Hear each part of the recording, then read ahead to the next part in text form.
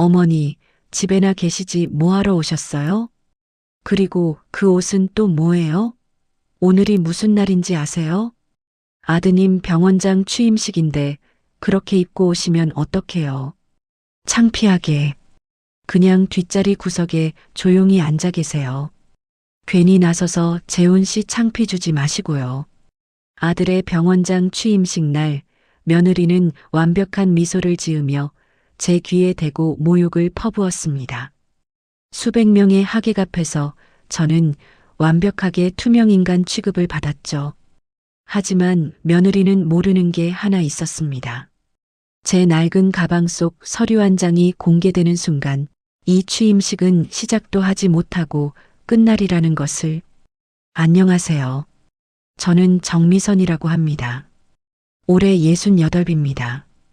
평생을 대학병원 발전과 의학 교육을 위해 살아왔는데 하루아침에 제 존재가 지워지는 기분을 느낄 줄은 몰랐습니다. 저는 새벽부터 남색 원피스를 꺼내 들었습니다. 남편이 생전에 가장 좋아하던 옷이었죠. 다리미로 정성껏 주름을 펴면서 오늘 있을 아들 재훈이의 병원장 취임식을 떠올렸어요. 행사장에 도착하니 화려한 플래카드가 로비를 가득 채우고 있었습니다. 제7대 서울중앙의료원 원장 박재훈 취임식. 수백 명의 하객이 웅성거리며 자리를 찾고 있었어요. 저는 행사장 구석, 커다란 기둥 그림자에 가려진 의자로 조용히 걸어갔습니다.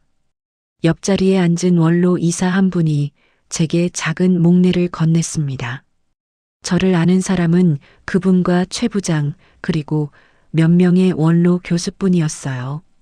아무도 제가 이 병원 최대 후원자이자 이사회 지분 65%를 가진 진짜 주일라는 걸 몰랐죠.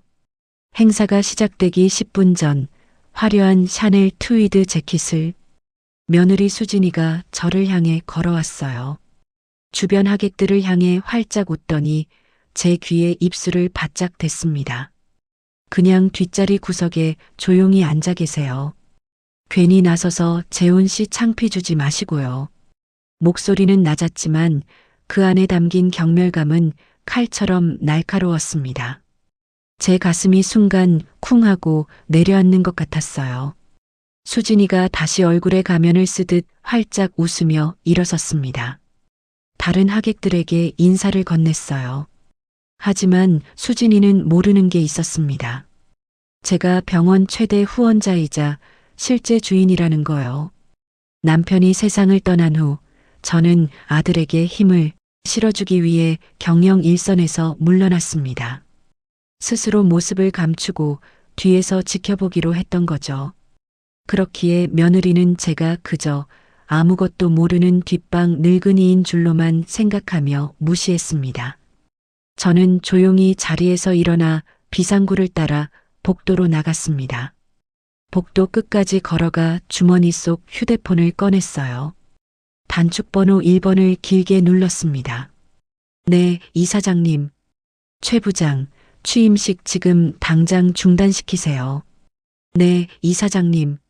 하지만 지금 막 시작하려던 참에 의료기기 시스템에 긴급 점검이 필요하다고 하세요. 핑계는 알아서 만들어요. 지금 즉시요.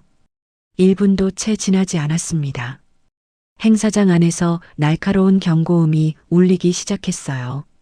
모든 대형 스크린이 검은색으로 변하고 빨간 글씨로 긴급 시스템 점검 중 마이너스 행사 일시 중단이라는 문구가 떴습니다. 하객들이 웅성거리기 시작했습니다. 단상 옆에 있던 아들 재훈이가 어쩔 줄 몰라 하며 주변을 둘러봤어요. 수진이의 얼굴이 새하얗게 질렸습니다. 저는 무표정하게 그 광경을 지켜봤습니다. 가슴이 쓰렸지만 이건 시작에 불과했어요. 이건 단순히 며느리에게 모욕당한 것에 대한 감정적인 대응이 아니었습니다. 저는 이미 며칠 전부터 수진이가 병원 후원금을 개인명의 재단으로 빼돌리려 한다는 소식을 들었죠. 오늘 취임식은 시작도 못하고 끝났지만 진짜 싸움은 이제 시작이었습니다. 취임식이 중단된 그날 밤 저는 경기도 본가로 돌아왔습니다. 의료재단의 진짜 본가이자 남편과 함께 평생을 살았던 바로 그곳이었죠. 지하 서재로 내려가는 계단을 천천히 걸었습니다. 서재 문을 열자 오래된 의학서적 냄새가 코끝을 스쳤습니다. 여보, 제가 이제 움직여야 할 것 같아요. 똑똑. 최 부장이 서류 가방을 들고 들어왔습니다. 이사장님 준비했습니다. 최 부장이 두꺼운 파일을 책상 위에 올려놓았습니다. 희망재단의 최근 6개월 지출 내역입니다. 저는 서류를 들여다봤습니다. 30억, 20억, 또 35억. 최 부장, 이게 다 무슨 돈이에요? 전부 메디코아라는 처음 듣는 회사로 지출됐습니다.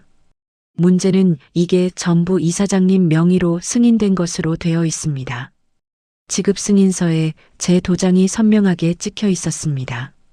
저는 서류를 자세히 들여다봤어요. 최 부장, 이 의료기기 명칭, 뭔가 이상한데요? 여기 MRI 스캐너라고 써 있는데 우리 병원에서는 항상 자기 공명 영상장치라고 정식 명칭을 쓰잖아요. 최 부장이 서류를 자세히 들여다봤습니다. 맞습니다, 이사장님. 여기 인공호흡기도 이상합니다. 의료기관 공식 서류에서는 기계환기장치라고 표기하는데 누군가 의료 현장을 모르는 사람이 만든 거네요.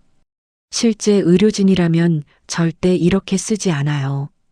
마지막 페이지에 또렷한 서명이 보였습니다. 박재훈, 제 아들의 이름이었습니다. 이사장님, 이건 박재훈 원장께서는 아마 속으신 것 같습니다. 하지만 저는 고개를 저었어요. 아니요, 최 부장.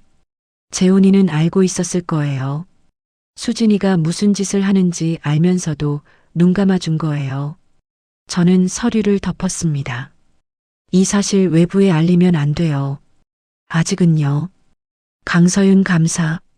그 친구 좀 만나게 해주세요. 아무도 모르게 비밀이에요. 다음 날 아침 저는 평소처럼 수수한 옷을 입었습니다. 최 부장이 보낸 문자를 확인했습니다. 오전 11시 북한산 자락 청운사. 저는 버스를 2번 갈아타고 사찰에 도착했어요. 대웅전 뒤편 작은 정자에 강서윤 감사가 서 있었습니다. 이사장님 오셨습니까? 서윤 씨, 이렇게 밖에서 만나게 돼서 반가워요. 이사장님, 정말 오랜만에 뵙습니다. 10년 전 그때 아버지를 도와주셨던 은혜를 저희 가족은 정말 평생 잊지 못합니다. 10년 전 서윤이의 아버지가 억울한 의료사고 누명을 쓰고 공경에 처했었죠. 저는 진실을 밝히기 위해 직접 나섰습니다. 서윤 씨, 혹시 이것 좀 봐줄 수 있어요? 저는 서류 봉투를 건넸습니다. 메디코아라는 회사, 실체가 있는 회사인지 도대체 누가 운영하는지 알아봐줬으면 해요. 이사장님 아시겠지만 지금 병원 내부에 며느님의 라인이 형성되어 있습니다. 공식적으로 감사하기가 어려운 상황입니다. 알고 있어요. 그래서 서윤 씨를 부른 거예요. 하지만 걱정 마십시오. 제가 믿을 수 있는 팀원들과 함께 비공식적으로 조용히 조사하겠습니다. 나흘째 되던 날 저녁, 낡은 폴더폰이 울렸습니다. 이사장님, 결과가 나왔습니다. 어디서 만날까요? 지난번 그 사찰로 오시겠어요? 내일 같은 시간에요. 다음 날 서윤이가 파일을 꺼내 저에게 건넸습니다. 이사장님, 예상대로였습니다. 메디코아는 서류상으로만 존재하는 유령 회사입니다. 사무실 주소로 직접 찾아가 봤는데 텅 빈 공유 오피스 우편함만 있더군요. 대표는 누구예요? 이름은 정민호, 35살이고요. 수진 씨의 대학 선배였습니다. 같은 간호학과 출신이더군요. 이 남자 정민호, 더 조사해야 할 것 같아요. 수진이랑 얼마나 자주 만나는지, 그리고 그 돈이 다 어디로 흘러가는지 샅샅이요. 알겠습니다. 계속 추적하겠습니다. 일주일 뒤 서윤이에게서 다시 전화가 걸려왔습니다. 긴장된 목소리였어요. 이사장님, 지금 혹시 통화 괜찮으십니까? 정말 중요한 걸 발견했습니다. 오늘 저녁에 제가 이사장님 댁으로 직접 찾아가도 되겠습니까? 이건 절대로 다른 곳에서 이야기할 내용이 아닙니다. 알았어요. 오늘 저녁 9시에 뒷문으로 와요. 그날 밤 9시 서윤이가 지하 서재로 들어왔습니다.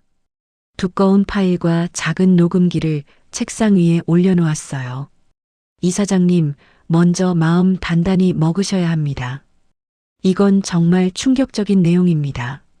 메디코아의 자금 흐름을 추적했습니다. 그 돈이 한태준이라는 사람에게 흘러 들어갔습니다. 40대 중반 남자고 서류상으로는 제약 컨설팅업을 한다고 등록돼 있는데 서윤이가 사진을 꺼냈습니다. 수진이와 한태준이 호텔에서 팔짱을 끼고 있는 사진이었어요. 이 사람이 의료재단을 가장한 돈 세탁 창구를 운영하고 있습니다. 한태준은 며느님인 수진 씨와 부적절한 관계입니다. 두 사람이 병원 후원금을 빼돌려서 해외에 유령 재단을 차린 계획을 세우고 있습니다. 이미 싱가포르에 법인을 설립했더군요. 저는 책상을 짚고 일어났습니다. 순간 다리에 힘이 빠지는 것 같았어요. 괜찮아요, 괜찮아. 계속 말해봐요. 수진 씨는 재훈 원장님을 이용해서 병원 자금을 빼돌리고 모든 게 끝나면 한태준과 함께 해외로 도피할 계획입니다. 서윤이가 녹음기를 저에게 밀었습니다. 이사장님, 그리고 이걸 들으셔야 합니다. 하지만 정말 각오하셔야 합니다. 뭐가 담겨 있어요? 수진 씨와 한태준의 대화입니다. 그리고 재훈 원장님의 목소리도 있습니다. 저는 녹음기를 집어들었습니다. 손이 바들바들 떨렸습니다. 서윤이가 재생 버튼을 눌렀습니다. 걱정 마, 자기야. 다 계획대로 착착되고 있으니까. 수진이의 목소리였습니다. 그래도 당신 시어머니, 그 노인네가 눈치채면 어쩌려고? 어머님? 그분은 이제 그냥 치매 걸린 할머니일 뿐이야. 아무것도 몰라. 수진이가 차갑게 웃었습니다. 괜찮아. 내가 병원 진단서까지 다 준비해뒀어. 이제 곧 어머님을 요양병원에 보낼 거니까. 저는 녹음기를 부서져라 움켜쥐었습니다. 박재훈. 그 사람은? 재훈이? 걱정 마. 그 사람은 그냥 꼭두각시 얼굴마담이야. 아무것도 모르고 내가 시키는 대로 서명만 척척한다고. 녹음이 끊겼습니다. 이사장님, 이게 다가 아닙니다. 이건 수진 씨가 한태준과 헤어진 뒤 재훈 원장님과 통화한 내용입니다. 다른 파일이 재생됐어요. 자기야, 아까 말한 거. 엄마 일 어떻게 할 거야? 수진이의 목소리였습니다. 당신이 알아서 해. 제 아들의 목소리였어요. 병원에 모시는 거 정말 괜찮겠어? 엄마가 충격받지 않을까? 그냥 조용히 진행해. 당신이 알아서 잘해. 알았어. 걱정 마. 깔끔하게 처리할게. 저는 한동안 아무 말도 할 수 없었습니다. 나 좀 혼자 있고 싶어요. 오늘은 이만 들어가세요. 서윤이가 파일과 녹음기를 책상 위에 두고 나갔습니다. 저는 다시 의자에 앉아 녹음기를 집어들었습니다. 재생 버튼을 눌렀어요. 엄마가 충격받지 않게 그냥 조용히 진행해. 눈물이 쏟아질 것 같았지만 억지로 참았어요. 울면 안 됐습니다. 지금은 무너질 때가 아니었어요. 그날 밤 저는 밤새도록 그 녹음 파일을 반복해서 들었습니다. 믿었던 아들이 저를 배신했다는 사실이 가슴을 도려내는 것 같았습니다. 새벽 5시 저는 최 부장에게 전화를 걸었어요. 최 부장, 오늘 아침 일찍 서윤 감사와 함께 본가로 오세요. 급히 할 이야기가 있어요. 아침 8시 두 사람이 서재로 들어왔습니다. 이제 우리가 반격할 때가 됐어요. 최 부장의 휴대전화가 울렸고 얼굴이 굳어졌어요. 이사장님, 방금 병원에서 연락 왔습니다. 수진 씨가 재훈 원장님을 내세워 긴급 이사회를 소집했다고 합니다. 대규모 투자건입니다. 그리고 임시 주주총회도 열겠답니다. 좋아요. 아주 잘 됐네요. 바로 그 주주총회를 우리가 쓸 거예요.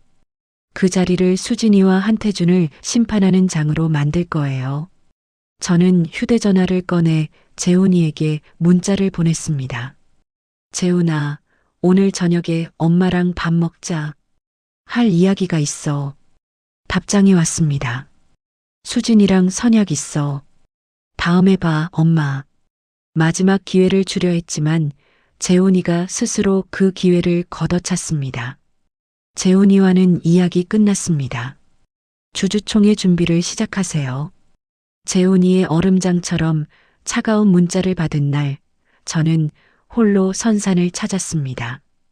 남편이 잠들어 있는 곳이었죠. 가을 낙엽이 묘비 주변에 수북이 쌓여 있었고, 저는 그 앞에 힘없이 무릎을 꿇고 앉았습니다. 여보, 저 어떡하면 좋아요? 우리 아들이 저를 배신했어요. 어떻게 아들이 엄마한테 이럴 수가 있어요? 뜨거운 눈물이 뺨을 타고 툭툭 떨어졌어요. 그냥 다 포기하고 싶어요.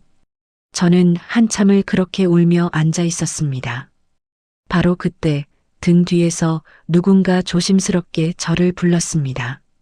국화꽃 한 다발을 든 인상이 선한 노인 한 분이 서 있었습니다.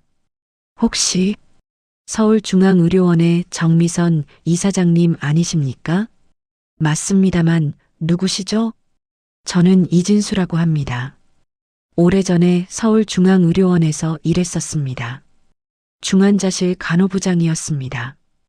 이진수 간호부장님, 까맣게 잊고 있던 15년 전 일이 떠올랐습니다. 병원 구조조정으로 간호부가 대폭 축소될 위기에 처했었죠. 그때 결국 구조조정을 막지 못해서 정말 미안했어요. 아닙니다, 이사장님. 이사장님께서 저희를 위해 끝까지 싸워주신 거 저희 간호사들 다 알고 있습니다. 이진수가 국화꽃을 제 손에 쥐어줬습니다. 제 딸아이. 이사장님 덕분에 무사히 의대를 나올 수 있었습니다.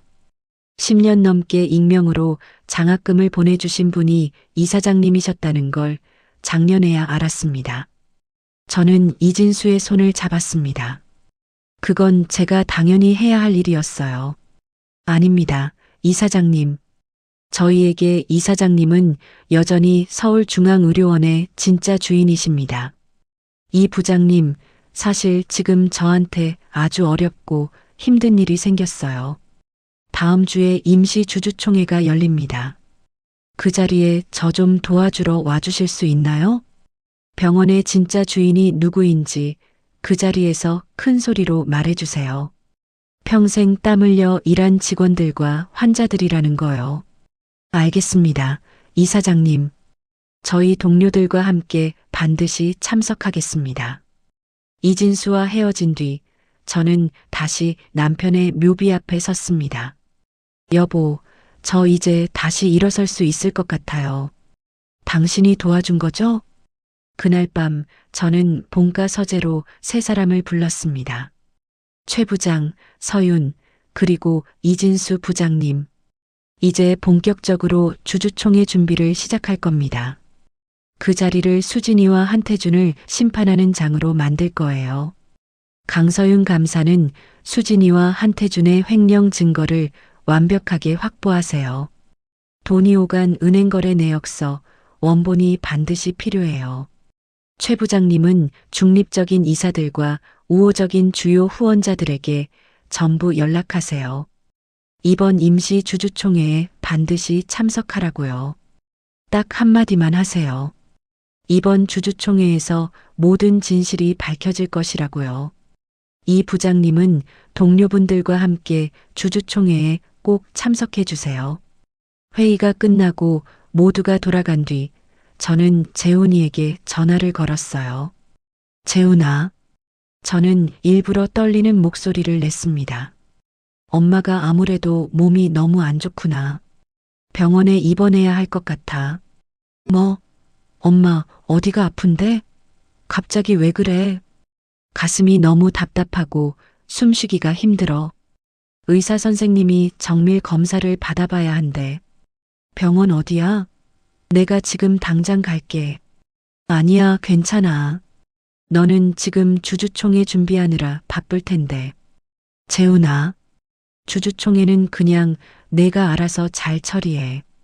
수진이 말 잘 들어. 나는 이제 다 틀렸어. 저는 그대로 전화를 끊었습니다.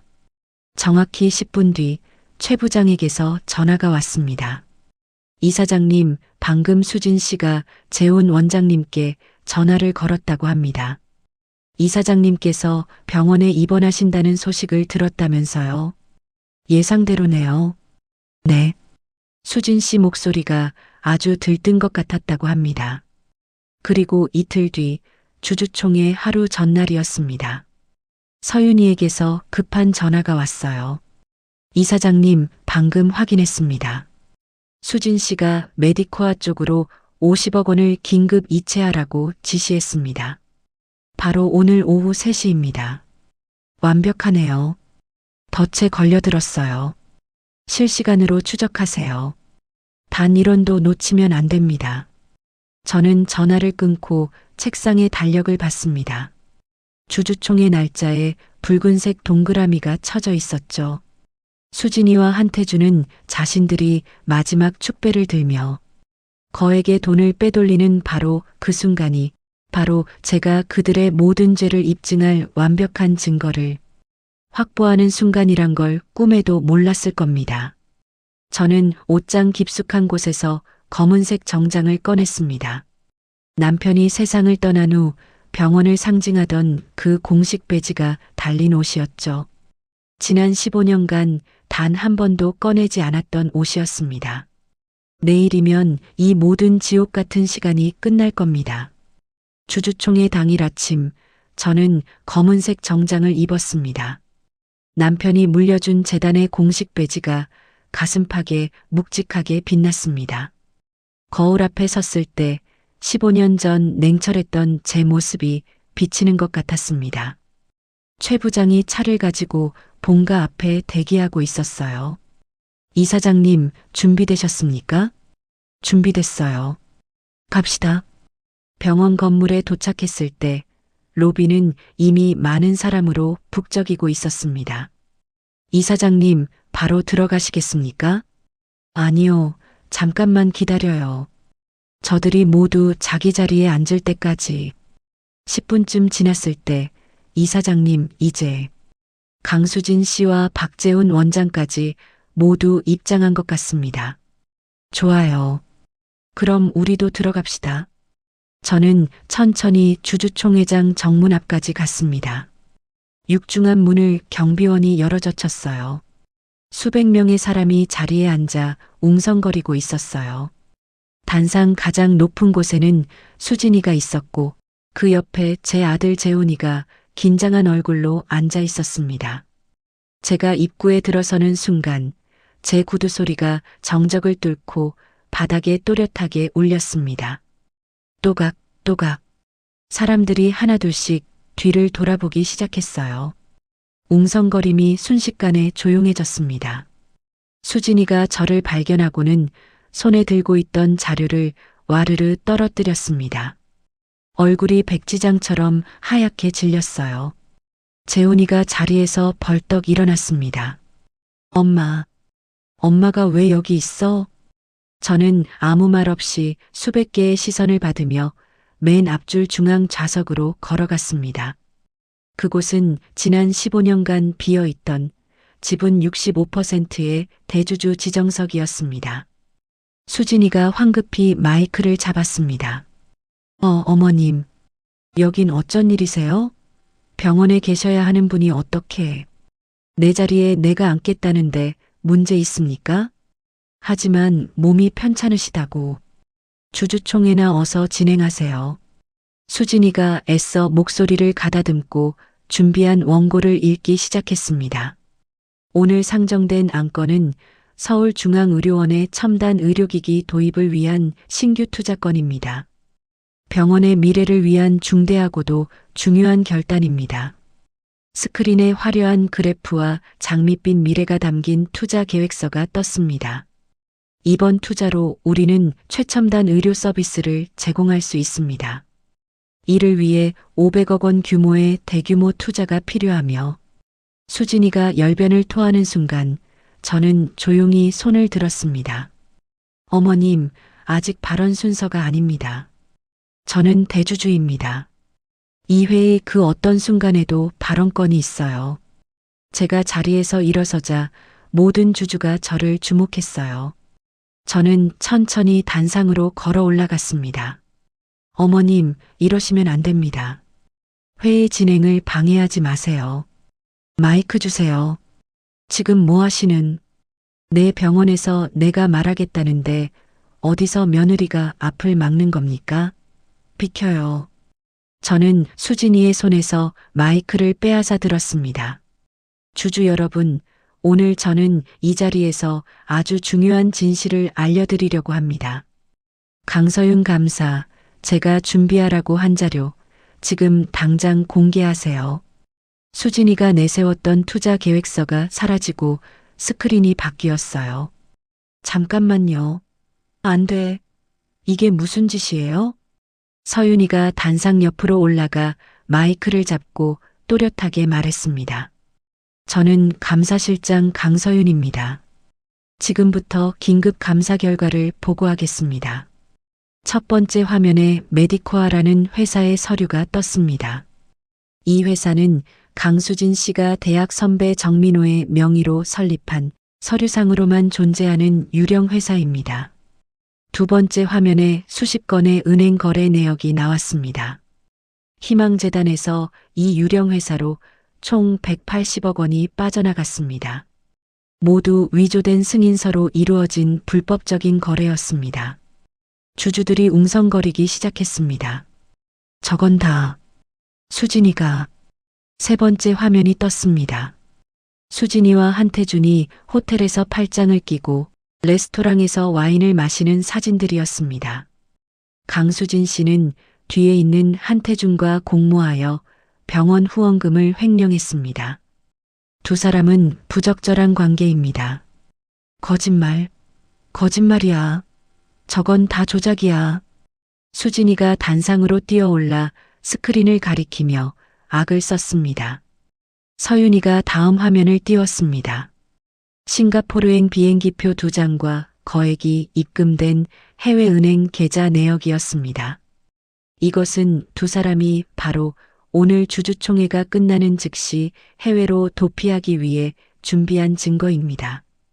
마지막으로 여기 모든 증거가 담긴 녹음 파일을 들려드리겠습니다. 스피커에서 수진이의 목소리가 흘러나왔습니다. 걱정 마, 자기야. 재훈 씨는 그냥 얼굴마담이야. 꼭두각시라고. 내가 시키는 대로 다 해. 그래도 당신 시어머니가 변수잖아. 어머님? 그분은 이제 그냥 치매 걸린 할머니일 뿐이야. 내가 알아서 요양병원에 쳐넣을 거니까 걱정 마. 수진이가 깔깔대며 웃는 소리가 회의장을 가득 채웠습니다. 주주총회장이 분노로 술렁거렸어요. 녹음이 계속 이어졌습니다. 자기야, 아까 말한 거. 엄마 일 어떻게 할 거야? 다음은 제 아들 재훈이의 목소리가 나올 차례였습니다. 하지만 그 목소리가 흘러나오기 직전 저는 손으로 신호를 보냈습니다. 서윤이가 재생을 멈췄습니다. 제 아들의 목소리만은, 그 배신의 목소리만은 차마 이 많은 사람 앞에서 공개할 수가 없었습니다. 어미로서 베푸는 마지막 잡이었죠. 저는 조용히 마이크를 내렸습니다. 이것으로 증거 제시를 마치겠습니다. 바로 그때 회의장 입구 쪽에서 경찰들이 들어왔습니다. 강수진 씨, 그리고 한태준 씨, 특정 경제범죄 가중처벌 등에 관한 법률 위반, 횡령 및 배임 혐의로 긴급 체포합니다. 경찰이 차가운 수갑을 꺼냈습니다. 아니야. 이건 다 거짓말이야. 수진이가 발버둥 치며 소리쳤습니다. 박재훈, 당신도 공범이잖아. 당신도 다 알고 있었잖아. 여보, 당신도 말해봐. 당신도 어머님 요양병원 보내는 거 동의했잖아. 재훈이가 그 자리에 그대로 주저앉았습니다. 아니야. 나는 몰랐어.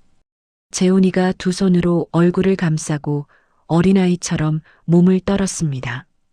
경찰들이 수진이와 한태준을 거칠게 끌고 나갔습니다.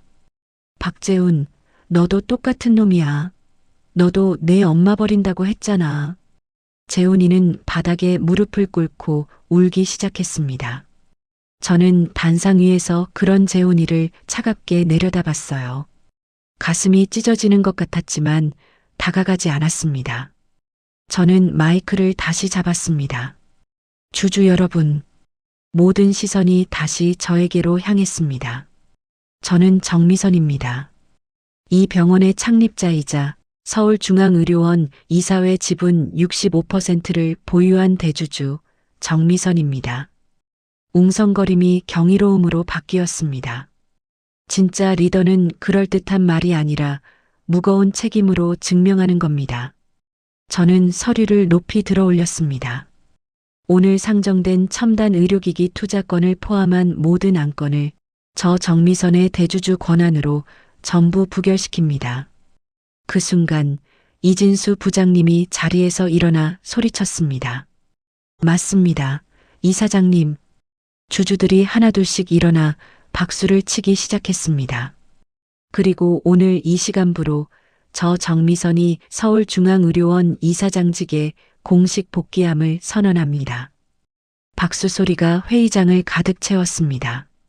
저는 여전히 바닥에 주저앉아 오열하는 재훈이를 바라봤습니다. 엄마. 재훈이가 입술을 떨며 뭔가 말하려 했지만 소리가 제대로 나오지 않았습니다. 저는 천천히 단상에서 내려왔습니다. 그리고 우는 아들의 곁을 돌아보지 않고 그대로 지나쳤습니다. 회의장 밖으로 나왔을 때 최 부장이 저를 기다리고 있었습니다. 이사장님, 정말 수고하셨습니다. 아니요, 아직 끝난 게 아니에요. 등 뒤에서 재훈이의 절규 어린 울음소리가 희미하게 들려왔습니다. 주주총회가 폭풍처럼 끝난 뒤 저는 15년 만에 이사장실로 돌아왔습니다. 최 부장이 복잡한 얼굴로 들어왔습니다. 수진 씨는 증거가 명백하여 바로 구속됐습니다. 공범인 한태준도 모든 혐의를 자백했고요. 재훈이는요? 내 아들은 어떻게 됐어요? 경찰 조사는 받지 않으셨습니다.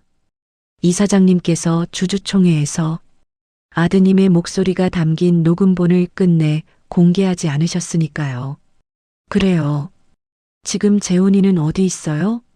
모든 지위에서 사퇴하고 지금은 강원도 별장으로 가셨다고 합니다. 그날부터 저는 매주 강원도 별장을 찾아갔습니다. 첫 번째 방문이었어요.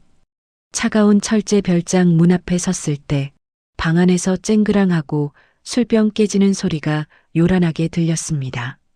재훈아. 박재훈, 엄마야. 안에 있는 거 다 아니까 문 좀 열어라. 안에서는 아무 대답이 없었습니다. 재훈아, 제발 엄마 얼굴이라도 좀 보고 얘기해. 밥은 먹었어? 문 좀 열어줘. 여전히 묵묵부답이었어요. 저는 한참을 그 차가운 문 앞에 서 있었습니다. 하지만 문은 끝내 열리지 않았어요. 2주일 뒤 저는 다시 별장을 찾았습니다. 이번에는 새벽부터 일어나 재훈이가 좋아하는 반찬들을 가득 싸서 갔어요. 문을 두드렸지만 역시나 아무런 대답도 들려오지 않았습니다. 저는 문 앞에 반찬통들을 내려놓았습니다. 재훈아, 엄마가 너 좋아하는 반찬들 좀 해왔어. 여기 문 앞에 두고 가. 제발 밥이라도 좀 챙겨 먹어. 응? 집으로 돌아오는 차 안에서 저는 창밖만 바라봤습니다. 어느새 눈물이 뺨을 타고 흘러내렸어요. 최 부장이 백미러로 제 모습을 힐끔 봤습니다. 이사장님, 괜찮아요. 그냥 운전이나 해요. 그렇게 지옥 같은 한 달이 지났습니다. 병원 상황은 제가 돌아왔음에도 불구하고 점점 더 나빠졌어요. 그날 오후 최 부장이 이사장실 문을 거의 부을 듯이 뛰어들어왔습니다. 이사장님, 큰일입니다. 병원 평판이 또 폭락했습니다. 환자 수가 30%가 넘게. 후계자 문제 때문이죠. 언론에서 매일같이 그 얘기만 하고 있으니까. 네, 맞습니다. 오너 일가의 추문으로 병원 전체가 망가지고 있다고. 저는 책상을 내리쳤습니다. 잘못은 내 며느리가 저지른 일이야. 그걸 왜 내 아들 재훈이까지 엮어서. 저는 말을 잇지 못했습니다. 세상은 몰라도 저는 알고 있었으니까요. 재훈이도 그 모든 걸 알고 눈 감아 주었다는 사실을요. 그날 밤 저는 잠을 이룰 수 없었습니다. 새벽 5시쯤이었을 거예요. 갑자기 머리가 핑 돌고 가슴이 쇠사슬로 조여오는 것 같았어요. 저는 바닥으로 쓰러지면서 그대로 의식을 잃었습니다. 눈을 떴을 때 제 눈에 들어온 건 낯선 병원의 하얀 천장이었습니다. 이사장님, 정신 차리셨습니까? 최 부장이 금방이라도 울 것 같은 얼굴로 제 침대 옆에 서 있었습니다. 급성 스트레스로 인한 심근경색 초기 증상입니다. 조금만 더 늦었으면 정말 위험했어요. 의사가 말했습니다. 최소 한 달입니다. 한 달 동안은 병원 일 다 잊으시고 절대 안정이 필요합니다. 한 달이요? 의사 선생님, 지금 우리 병원이 안 돼요. 당장 퇴원해야. 이사장님, 제발 이러시면 안 됩니다. 최 부장이 제 손을 붙잡았습니다. 병원에 입원한 지 나흘째 되던 날이었습니다. 최 부장이 그 전과는 비교도 안 될 만큼 어두운 얼굴로 병실에 들어왔습니다. 이사장님, 정말 큰일입니다. 횡령 사건이 어젯밤부터 언론에 대대적으로 보도됐습니다. 최 부장이 신문들을 제 병상 위에 쏟아냈습니다. 서울중앙의료원 180억 원대 횡령 참사, 도덕성 잃은 오너 일가, 병원 전체가 흔들린다. 방금 주요 후원재단에서 연락이 왔습니다. 후원금을 당장 전액 회수하겠답니다. 얼마예요? 우리가 당장 막아야 할 돈이 얼마냐고요? 다음 주까지 막아야 할 운영비가 총 200억 원입니다. 그리고 협력 병원들이 전부 협진을 중단하겠다고 통보해 왔습니다. 그럼 중증 환자 이송은? 전문 진료는요? 시스템이 마비될 위기입니다. 그건 병원 폐쇄잖아요. 최 부장은 대답하지 못했습니다. 그로부터 일주일이 지났습니다. 최 부장과 서윤이가 백방으로 뛰어다녔지만 소용없었어요. 서윤이가 헬쑥해진 얼굴로 병실로 찾아왔습니다. 이사장님, 죄송합니다. 저와 최 부장님이 모든 후원 재단을 찾아다니며 무릎 꿇고 빌었습니다. 하지만 안 된다고 했죠? 네. 오너 일가의 추문 때문에 더 이상 병원을 신뢰할 수 없다고 합니다. 최 부장이 망연자실한 표정으로 들어왔습니다. 이사장님, 방금 간호부에서 연락 왔습니다. 오늘 밤을 넘기기 어렵다고 합니다. 내일 아침부로 필수 인력 외에는 모두 대기 발령을 내려야 한답니다. 창립 이래 이런 일은 처음입니다. 이러다가 정말 병원이 문을 닫을 수도 있습니다. 결국 이렇게 되는 건가요? 제가 내 가족 때문에 평생을 바친 이 병원이 망하는 거냐고요? 저는 너덜너덜해진 이불을 움켜쥐었습니다. 이사장님, 절대 포기하시면 안 됩니다. 서윤이가 제 손을 잡았습니다. 밤이 깊어졌습니다. 저는 홀로 이 넓은 병실에 누워 있었어요. 여보, 당신이 보고 있어요? 내가 뭘 잘못한 걸까요? 대답은 없었습니다. 밤새 잠을 이루지 못하고 텅 빈 천장만 바라보다가 저는 결국 결심했습니다. 새벽 6시 저는 최 부장에게 전화를 걸었습니다. 최 부장, 오늘 아침 일찍 병원으로 좀 와주세요. 1시간 뒤 최 부장이 병실로 뛰어들어왔어요. 제 결정을 말씀드릴게요. 제가 가진 병원 이사회 지분, 그 절반을 팔겠습니다. 네. 이사장님, 그게 무슨 말씀이십니까? 지분의 절반이라니요? 그리고 경기도에 있는 본가 저택도 함께 내놓을 거예요. 이사장님, 본가는 이사장님께서 평생을 사신 곳이지 않습니까? 지금 추억이나 집이 중요한 게 아니에요. 최 부장, 병원이 살아야죠. 우리 직원들이 살아야 해요. 저는 침대 옆 서랍을 열어 제 인감 도장을 꺼냈습니다. 이걸로 당장 매각 서류 준비해 주세요. 오늘 안으로 모든 걸 처리하겠어요. 최 부장이 끝내 고개를 숙이고 눈물을 글썽였습니다. 울지 마세요. 이건 이사장으로서 제가 할 수 있는 마지막 일이에요. 최 부장이 돌아서서 문을 열려고 하는 바로 그 순간이었습니다. 병실 문을 누군가 부서질 듯이 거칠게 열었어요. 재훈이가 서 있었습니다. 한 달 만에 보는 제 아들의 모습은 살아있는 사람 같지가 않았습니다. 얼굴은 해골처럼 수척했고 턱에는 정리되지 않은 수염이 덥수룩했습니다. 재훈아. 재훈이가 병실 안으로 비틀거리며 들어오더니 제 앞에서 쿵소리가 나게 바닥에 무릎을 꿇었습니다. 엄마, 제가 잘못했어요. 재훈이의 목소리가 쇳소리처럼 갈라져 나왔습니다. 재훈아, 너 일단 일어나. 이게 무슨 꼴이야? 안 돼. 엄마한테 용서받을 때까지 못 일어나요. 제가 다 망쳤어요. 병원을 망치고 엄마를 배신했어요. 수진이가 무슨 짓을 하는지 다 알면서도 저는 무서워서 한자리가 탐나서 눈 감아줬어요. 재훈이가 고개를 들어 저를 봤습니다.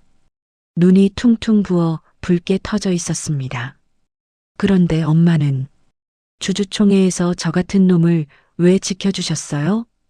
제 목소리가, 그 배신자의 목소리가 나올 뻔한 녹음을 엄마가 왜 막으셨냐고요? 재훈이가 제 다리를 붙잡고 울부짖었습니다. 저는 재훈이 옆에 천천히 주저앉았습니다. 일어나, 재훈아.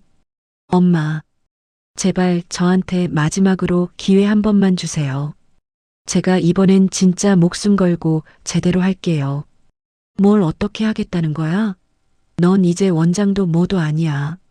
아니요. 저한테도 아직 남은 게 있어요. 제가 가진 전부를 내놓겠어요. 지금 살고 있는 서울에 있는 제 아파트도, 제 차도, 그리고 앞으로 제가 상속받을 모든 재산에 대한 권리 포기각서도 당장 쓸게요.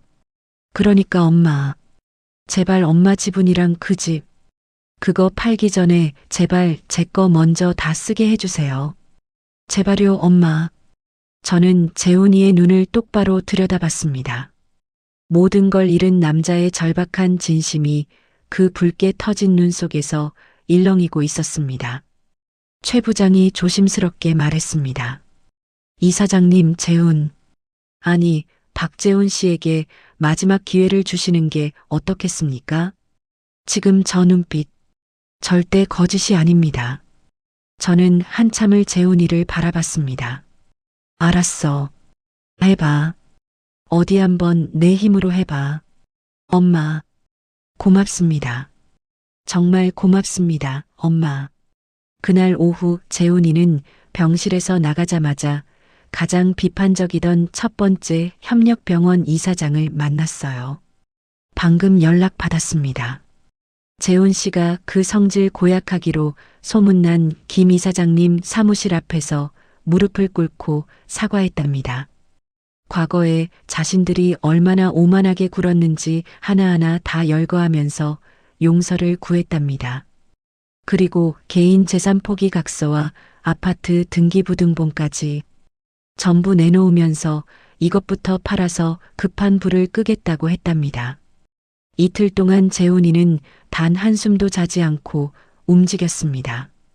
8개의 협력병원을 밤낮 없이 찾아가서 무릎 꿇고 빌었습니다. 사흘째 되던 날 새벽 재훈이가 병실로 돌아왔습니다. 양복은 먼지로 덮여 구겨질 대로 구겨져 있었고 눈 밑에는 검은 다크서클이 턱까지 내려와 있었습니다. 엄마, 저 왔어요. 결과는 어떻게 됐어? 다들 일단 생각해 보겠다고 하셨어요.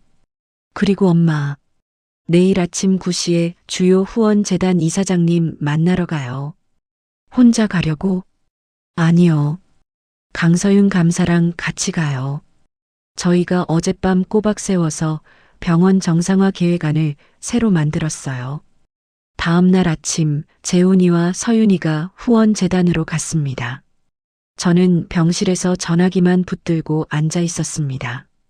1분이 마치 1시간처럼 길게 느껴졌어요. 오후 5시가 넘었을 때 낡은 폴더폰이 미친 듯이 울렸습니다. 재훈아, 어떻게 됐어? 말해봐. 엄마. 재훈이의 목소리가 울음으로 터져나오고 있었습니다. 됐어요, 엄마. 해냈어요. 이사장님께서 후원 상환 유예해 주시기로 하셨어요. 정말? 그게 정말이야? 네.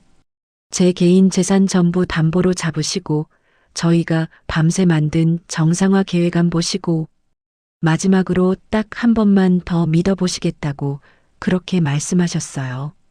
저는 그 자리에 주저앉았습니다. 뜨거운 눈물이 앞을 가렸어요. 잘했다. 내 아들. 정말 잘했다, 재훈아. 그리고 엄마, 그것뿐만이 아니에요. 방금 협력병원 이사장님들한테도 전부 연락 왔어요. 내일부터 협진 재개하겠답니다. 수고했어, 재훈아. 정말 수고 많았어. 일주일 뒤 저는 병원에서 퇴원했습니다. 재훈이가 예전보다 수척해졌지만 한결 단단해진 얼굴로 차를 가지고 마중 나왔습니다. 엄마, 어디로 모실까요? 아빠, 산소 좀 가자. 차는 경기도 선산을 향해 달렸습니다. 묘소에 도착했을 때 붉은 노을이 묘비를 비추고 있었어요. 재훈이가 묘비 앞에 망설임 없이 무릎을 꿇었습니다. 아버지, 불효자 아들 재훈이가 왔습니다. 죄송합니다. 정말 죄송합니다. 아버지께서 피땀으로 물려주신 이 병원을 어리석은 제가 하마터면 전부 망칠 뻔했습니다. 재훈이가 묘비에 이마를 대고 소리 없이 울었습니다. 저는 아무 말 없이 다가가 재훈이의 등을 가만히 쓰다듬었습니다. 엄마, 저 이제 어떻게 하면 돼요? 병원으로 가자. 아직 할 일이 남았어. 이틀 뒤 저는 공식 이사회를 소집했습니다. 오늘 여러분께 중요한 발표가 있습니다. 저 정미선은 오늘부로 서울중앙의료원 이사장직에서 물러납니다. 이사장님, 그게 무슨 말씀이십니까? 대신 이번 병원 위기 상황에서 비상대책위원장으로서 탁월한 능력을 증명한 강서윤 감사실장을 서울중앙의료원의 새로운 최고 경영자로 강력하게 추천합니다. 서윤이가 자리에서 벌떡 일어났습니다. 이사장님, 저는 감히. 강서윤 감사는 우리 병원 최초의 여성 전문 경영인이 될 자격이 충분합니다. 혈연이 아니라 능력으로 이 자리에 앉는 겁니다. 혹시 반대하시는 분 계십니까? 아무도 감히 손을 들지 못했습니다. 그리고 박재훈 씨는 오늘부로 모든 경영 일선에서 물러나 의료원 산하지역의료 봉사팀 팀장으로 발령합니다. 재훈이가 자리에서 일어나 모든 임원에게 깊이 고개를 숙였습니다. 이사장님의 명을 겸허히 받들겠습니다. 회의가 끝나고 재훈이가 저에게 다가왔습니다. 엄마, 저보고 완전히 밑바닥부터 다시 시작하라는 거죠? 그래. 그게 지금 너한테 가장 필요한 거야. 땀 흘리는 기쁨이 뭔지, 환자보다 사람이 왜 중요한지. 거기서부터 다시 배워.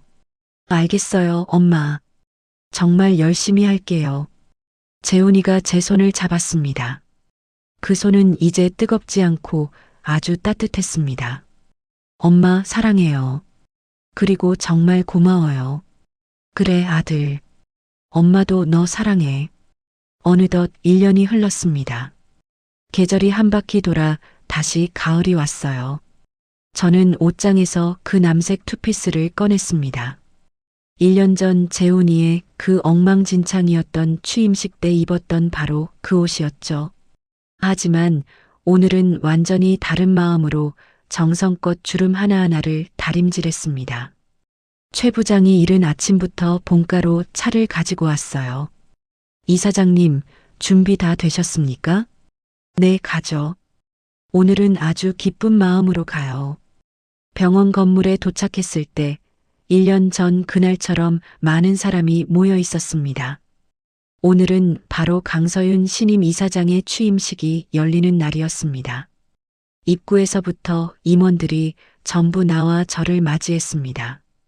정미선 명예이사장님, 어서 오십시오. 모두가 제게 90도로 허리를 숙여 인사했습니다. 1년 전에는 구석 기둥 뒤에 쥐 죽은 듯 숨어 앉았지만 오늘은 달랐습니다. 안내 직원이 저를 맨 앞줄, 단상이 정면으로 보이는 중앙 좌석으로 안내했습니다. 곧 행사가 시작됐습니다. 지금부터 서울중앙의료원 신임 이사장 강서윤님의 취임식을 시작하겠습니다. 우레와 같은 박수 소리가 울렸습니다. 서윤이가 단상으로 올라왔어요. 단정한 검은색 정장을 입고 있었습니다. 감사합니다. 저는 서울중앙의료원의 신임 이사장으로 임명된 강서윤입니다. 오늘 이 자리에 서게 된 것을 무한한 영광으로 생각합니다. 정미선 명예이사장님께서 저를 믿고 이 막중한 자리를 맡겨주셨습니다. 저는 그 믿음에 제 모든 것을 바쳐 보답하겠습니다. 서윤이가 단상에서 저를 바라봤고 저는 따뜻하게 고개를 끄덕였습니다. 서울중앙의료원은 오늘부로 과거의 모든 잘못된 관행을 끊고 투명 경영을 선포합니다. 우리 병원의 진짜 주인은 오너 일가가 아닙니다. 바로 여기 계신 의료진 여러분과 환자 여러분입니다. 저는 여러분을 위해 일하는 사람일 뿐입니다. 박수 소리가 더 커졌습니다. 저는 문득 행사장 한쪽 구석을 둘러봤습니다. 그곳에 제 아들 재훈이가 보였습니다. 재훈이는 정장이 아닌 행사 진행을 돕는 직원 복장을 하고 있었어요. 누가 시키지 않았는데도 땀을 뻘뻘 흘리며 의자를 정리하고 하객들에게 물을 나르며 연신 허리를 숙여 안내했습니다. 1년 전 그 오만방자하던 원장의 모습은 어디에도 없었습니다. 그저 땀 흘려 일하는 평범한 직원의 모습이었죠. 서윤이의 연설이 끝났습니다. 모든 하객이 일어나서 뜨거운 박수를 쳤습니다. 저도 활짝 웃으며 일어나 박수를 쳤어요. 이번에는 구석에 숨어서 눈치 보며 치는 박수가 아니었습니다. 이 회의장 한가운데서 가장 당당하게 제 진심을 다해 보내는 축하의 박수였어요. 서윤이가 단상에서 내려와 가장 먼저 제게로 달려왔습니다. 명예이사장님, 정말 감사합니다. 아니에요. 내가 고맙죠. 정말 멋진 연설이었어. 강 이사장, 앞으로도 우리 병원 잘 부탁해요. 네. 제가 목숨을 다해 지키겠습니다. 행사가 끝난 뒤 저는 최 부장과 함께 조용히 행사장을 빠져나왔습니다. 이사장님, 이제 어디로 가시겠습니까? 아니요. 이제 그만 서울은 떠나야죠. 저 시골로 가요. 제 고향으로요. 차가 서울을 벗어나 한적한 시골길로 접어들었어요. 창밖으로 황금빛 논밭이 펼쳐졌습니다. 이사장님, 정말 괜찮으시겠습니까? 그럼요, 편해요. 이제야 진짜 제자리로 돌아가는 것 같아요. 해가 지고 있었어요. 저녁 노을이 하늘을 아름답게 붉게 물들였습니다. 다시 1년이 흘렀습니다. 저는 시골 예전 본가 근처에 아주 작은 카페를 하나 열었어요. 카페 간판에는 따뜻한 박수라고 쓰여 있었습니다. 아침 8시 저는 카페 문을 엽니다. 커피를 내리고 수제 쿠키를 굽고 따뜻한 차를 우렸어요. 아이고, 정 사장님 나왔어요? 최 부장이 앞치마를 척 두르고 카페 문을 열고 들어왔습니다. 어머, 최 부장님. 은퇴하셨으면 집에서 편히 쉬시라니까 왜 자꾸 오세요? 허허, 집에 있으면 마누라한테 구박만 받습니다. 여기서 이렇게 정 사장님 도우면서 일이라도 해야죠. 최 부장이 너털 웃음을 터뜨리며 배달 상자를 번쩍 들었습니다. 정오가 되자 손님들이 하나둘 찾아왔습니다. 모두 동네 할머니, 할아버지들이었어요. 사장님, 오늘 커피 맛은 어때? 아주 맛있어요. 저는 간 내린 커피를 작은 잔에 따라 드렸습니다. 어머머, 이거 아주 꿀맛이네. 나 아메리카노 2잔 줘요. 감사합니다. 맛있게 드세요. 어느 토요일 오후였어요. 카페 문이 딸랑 열리며 여러 사람이 시끌벅적하게 들어왔습니다. 재훈이었어요. 뒤에는 처음 보는 젊은 직원 5명이 함께 있었습니다. 엄마, 저 왔어요. 어머나, 우리 아들. 다들 어서 와요. 직원들이 제게 꾸벅 인사를 했습니다. 저는 부엌으로 가서 얼른 샌드위치와 음료를 준비했습니다. 자, 다른 건 없고 간단한 것뿐이지만 많이들 먹어요. 우와, 감사합니다. 잘 먹겠습니다. 한 젊은 직원이 샌드위치를 한 입 베어 물며 정미선에게 말했습니다. 사장님, 저희 오늘 산골 마을 경로당에서 어르신들 건강검진 봉사하고 오는 길이에요. 우리 팀장님이 일은 정말 잘하세요. 다른 직원들이 거들었습니다. 맞아요. 팀장님이 굳은 일은 저희 시키지도 않고 본인이 제일 먼저 다 하세요. 저는 흐뭇하게 재훈이를 바라봤습니다. 재훈이가 쑥스러운 듯 머리를 극적였습니다. 야, 너희들은 무슨 그런 말을 해? 먹기나 해. 당연히 할 일을 하는 거지, 뭐. 음식을 다 먹고 모두가 카페 테라스에 나란히 앉았습니다. 해가 뉘엿으로 기울고 있었죠. 직원들이 먼저 일어났습니다. 명예희 사장님, 저희는 먼저 가보겠습니다. 정말 맛있게 잘 먹었습니다. 그래요, 조심해서 가요. 다음에 또 와요. 직원들이 떠나고 재훈이와 저 단둘이 남았습니다. 재훈아, 요즘 어때? 할만해? 응, 엄마. 좋아. 솔직히 몸은 좀 힘든데 마음은 정말 편하고 보람 있어. 재훈이가 노을을 바라보며 말했습니다. 병원에서는 잘 지내고? 응. 강 이사장님이 정말 잘 이끌어주고 계셔. 나는 그냥 밑바닥에서부터 하나씩 배우는 중이야. 그래, 천천히 해. 천천히 그렇게 배우면 돼. 저도 아들 옆에서 노을을 바라봤어요. 하늘이 참 고운 주황색으로 물들어 있었습니다. 엄마. 응? 엄마, 지금 행복해? 정말 행복해 보여. 그럼. 엄마는 지금이 내 인생에서 제일 행복해. 너는 어때? 나도 행복해, 엄마. 태어나서 처음으로. 내가 땀 흘려 일하는 게 이런 기분이구나 싶어. 재훈이가 제 손을 잡았습니다. 엄마, 고마워. 그때 나 같은 놈 포기하지 않아줘서, 나한테 다시 시작할 기회 줘서 정말 고마워, 엄마. 저는 재훈이의 손을 마주 꼭 쥐었습니다. 됐어. 엄마, 넌 내 아들이잖아. 앞으로도 그렇게만 해. 해가 완전히 졌습니다. 하늘에 별이 하나둘 떠오르기 시작했어요. 재훈이가 자리에서 일어났습니다. 엄마, 늦었어. 나 이제 갈게. 다음 주에 또 올게. 그래, 운전 조심해서 가, 아들. 재훈이가 차를 타고 떠났습니다. 저는 테라스에 홀로 앉아 있었습니다. 카페 간판의 불빛이 어둠 속에서 반짝였어요. 따뜻한 박수라는 글자가 보였습니다. 저는 천천히 제 두 손을 모아 박수를 쳤습니다. 짝, 짝, 짝.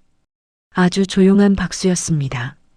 누군가에게 보이기 위한 박수가 아니었어요. 68년을 굽이굽이 살아온 제 인생을 저 스스로 축하하는 박수였습니다. 시원한 밤바람이 불어오고 나뭇잎이 바스락거렸어요. 저는 미소를 지으며 하늘을 올려다봤습니다. 어디선가 남편이 저를 보고 환하게 웃고 있을 것만 같았어요. 여보, 당신도 보고 있죠? 저 이제 정말 괜찮아요. 아주 행복해요. 하늘의 별이 유난히 반짝였습니다. 마치 남편이 대답하는 것처럼요. 저는 테라스에서 일어나 카페 안으로 들어갔습니다. 내일도 또 손님들이 오겠죠. 따뜻한 커피를 마시러, 수제 쿠키를 사러, 그리고 제 이야기를 나누러요. 저는 카페 문을 닫고 안에 불을 껐습니다. 하지만 간판 불빛은 그대로 뒀어요. 따뜻한 박수. 그 글자가 어둠 속에서 참 따뜻하게 빛나고 있었습니다. 여러분, 제 이야기를 끝까지 들어주셔서 정말 고맙습니다. 저는 68년을 살면서 많은 것을 배웠습니다. 가장 가까운 사람에게 배신당하는 아픔도, 혼자 일어서야 하는 두려움도, 그리고 다시 시작할 수 있다는 희망도요. 인생에서 가장 중요한 것은 화려한 자리나 많은 돈이 아니에요. 자신의 원칙을 지키며 당당하게 사는 것, 그리고 잘못을 바로잡을 용기를 갖는 것입니다. 저는 이제 작은 카페를 운영하며 소박하게 살고 있습니다. 아들은 지역 의료 봉사팀에서 땀 흘려 일하며 진짜 의사의 길을 배우고 있고요. 그리고 서울중앙의료원은 강서윤 이사장의 훌륭한 리더십 아래 투명하고 건강한 병원으로 거듭나고 있습니다. 때때로 저는 생각합니다. 만약 그날 취임식장에서 제가 구석에 조용히 앉아 박수만 쳤다면 어땠을까요? 아마도 병원은 망했을 것이고 제 아들은 범죄자가 됐을 것이고 저는 요양병원에 갇혀 지냈겠죠. 하지만 저는 일어섰습니다. 늦었지만 일어섰습니다. 그리고 지금 저는 제 인생에서 가장 행복한 시간을 보내고 있습니다. 여러분도 기억하세요. 일어서기에 늦은 때란 없습니다. 당당하게 일어서서 스스로에게 따뜻한 박수를 보내세요. 그것이 제가 68년을 살며 배운 가장 소중한 교훈입니다. 오늘 제 이야기를 끝까지 들어주셔서 정말 고맙습니다. 우리는 모두 보이지 않는 상처 하나쯤은 품고 살아갑니다. 그래도 다시 일어설 힘은 언제나 우리 마음 깊은 곳에서 조용히 자라고 있지요. 혹시 지금 누군가에게 말하지 못한 마음이 있다면 댓글로 살며시 남겨주세요. 그 작은 진심이 또 다른 누군가의 어두운 밤을 밝혀줄지도 모릅니다. 구독과 좋아요는 별트리안에게 따뜻한 등불이 됩니다. 오늘도 이곳에서 당신을 기다립니다. 별트리안입니다.